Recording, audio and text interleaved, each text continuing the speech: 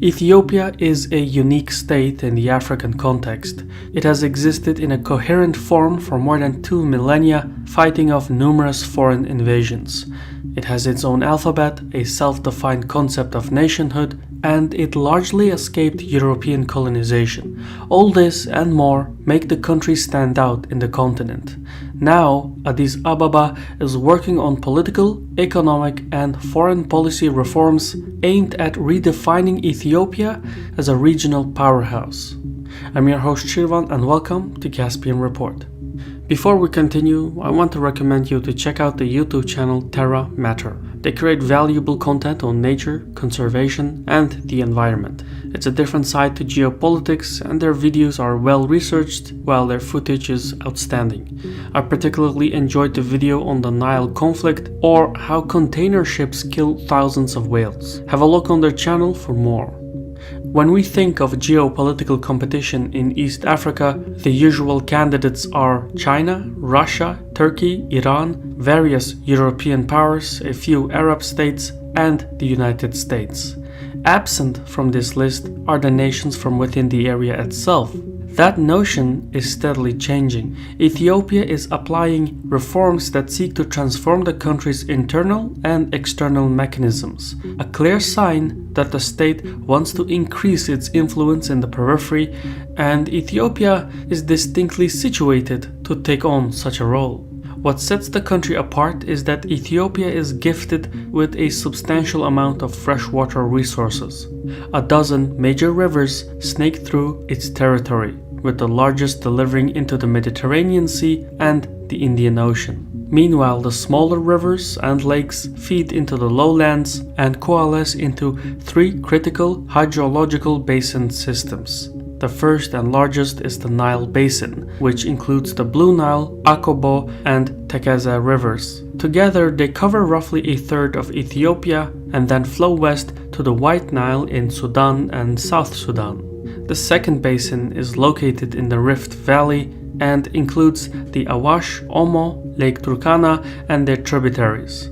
The basin covers about a quarter of Ethiopia and goes straight through the center of the country before it dissipates into the plains of Djibouti and Kenya. The third basin is the Shabelle Juba to the southeast. It includes the Shabelle and the Genali rivers, and the basin covers a third of the country and then extends into Somalia until it drains into the Indian Ocean. There are many more rivers, lakes, and even basins, but these 3 watershed systems are the most critical ones. What these basins have in common is that much of the water is generated in the Ethiopian mountains and highlands and then flows to the lower riparian nations like Kenya, Djibouti, Sudan, South Sudan, Somalia, and even as far as Egypt. This makes Ethiopia an indispensable source for renewable surface fresh water, generating as much as 123 billion cubic meters annually. Each of the downstream nations relies on access to the fresh water flowing out from Ethiopia, and this grants Addis Ababa political leverage across East Africa. Historically, the allocation of fresh water to the lower riparian nations was an academic issue, because Addis Ababa did not possess the means to shape nature. That has fundamentally changed.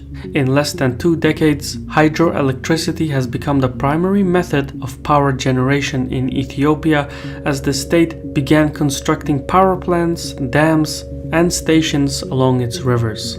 As of 2016, the installed electricity capacity in the country sits at a modest 4,200 megawatts, of which 90% is from hydropower. However, Addis Ababa has ambitious plans for the future. It is estimated that the country's hydropower potential is at least 45,000 megawatts. Let that sink in for a moment, because that is the second highest rate in Africa.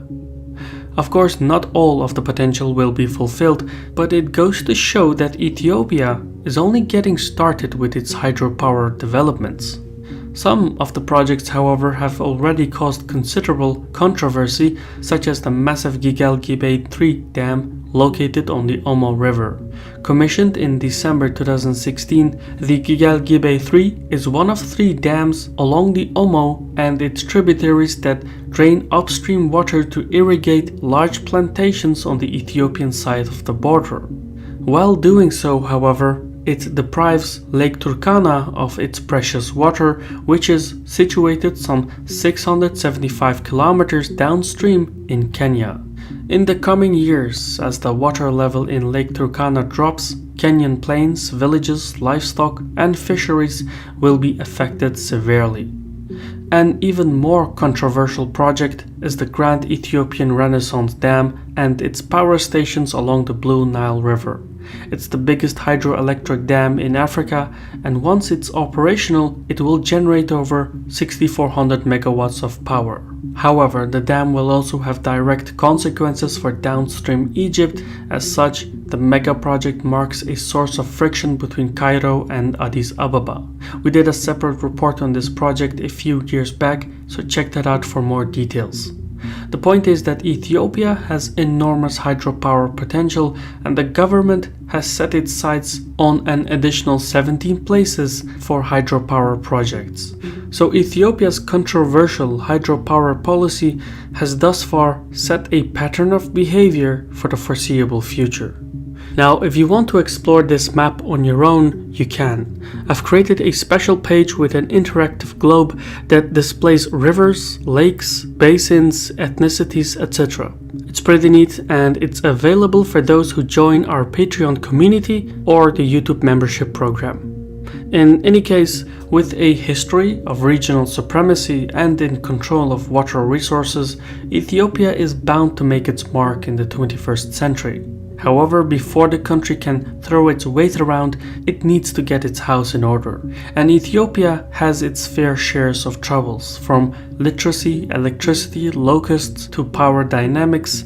But standing out is the country's landlocked nature and its ethnic makeup.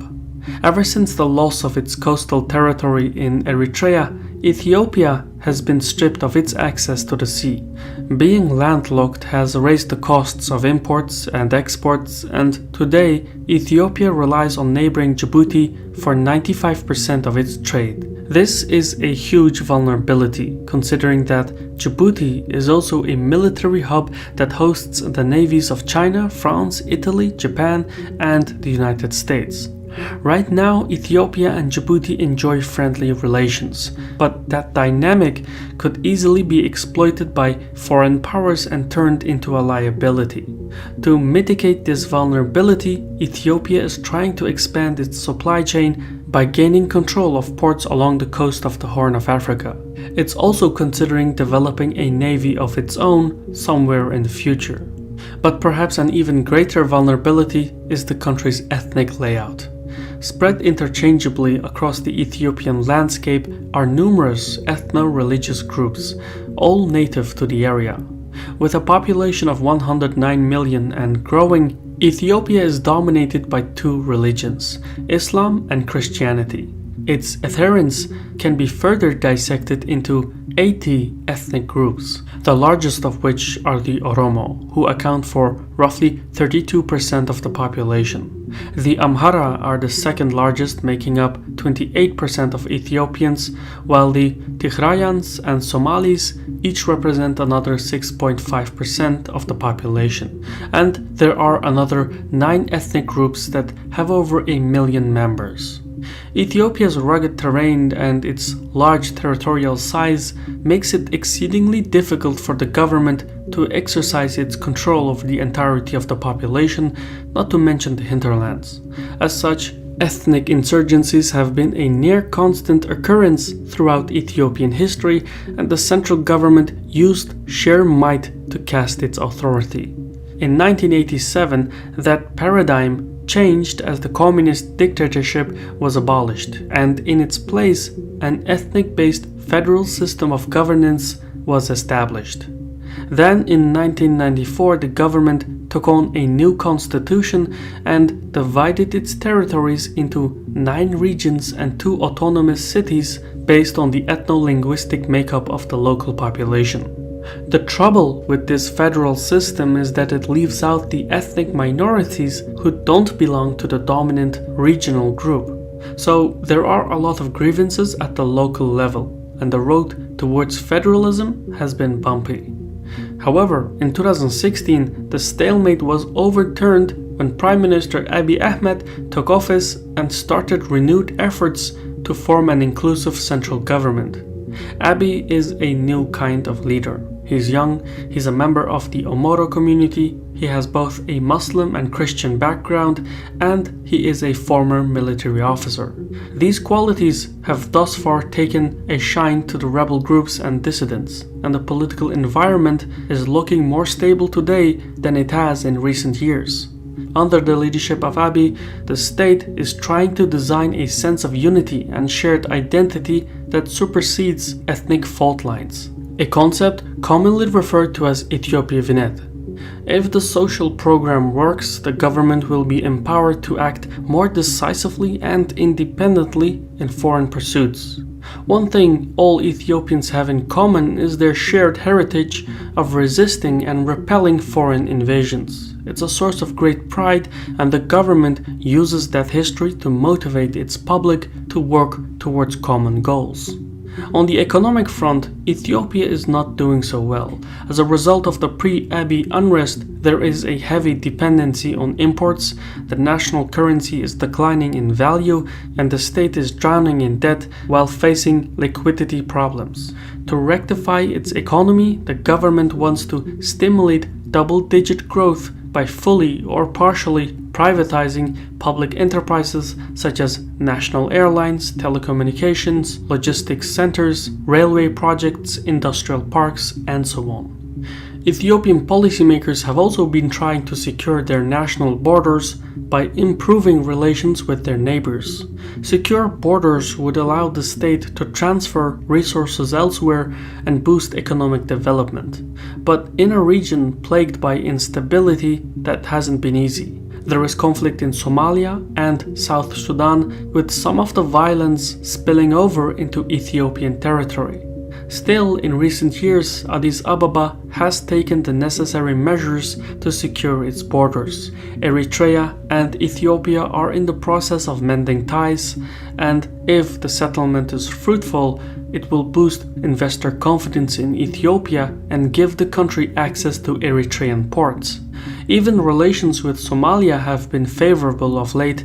Policymakers from both countries have expressed interest in economic integration and security cooperation. A secure and stable Somalia will allow Ethiopia to invest in the Ogaden region, construct pipelines across the area, and even acquire access to Somali ports. Meanwhile, in South Sudan, Ethiopia acts as a peace broker. In 2013, Addis Ababa negotiated a ceasefire deal in the South Sudanese civil war.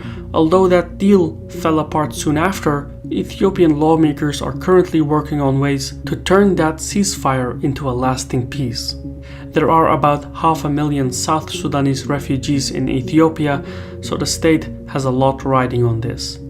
All these activities combined, developing a shared identity, privatizing the economy, gaining access to ports, holding peace talks, etc., they indicate that Ethiopia is laying the groundwork to compete with foreign powers that are increasingly active in the Horn of Africa. And although Addis Ababa still has a long way to go, geography and history show that Ethiopia is uniquely suited to step up as a regional powerhouse. I've been your host Shirvan from Caspian Report. If you like this report, leave a like, comment, and subscribe for the algorithm. Thank you for watching, and Sahol.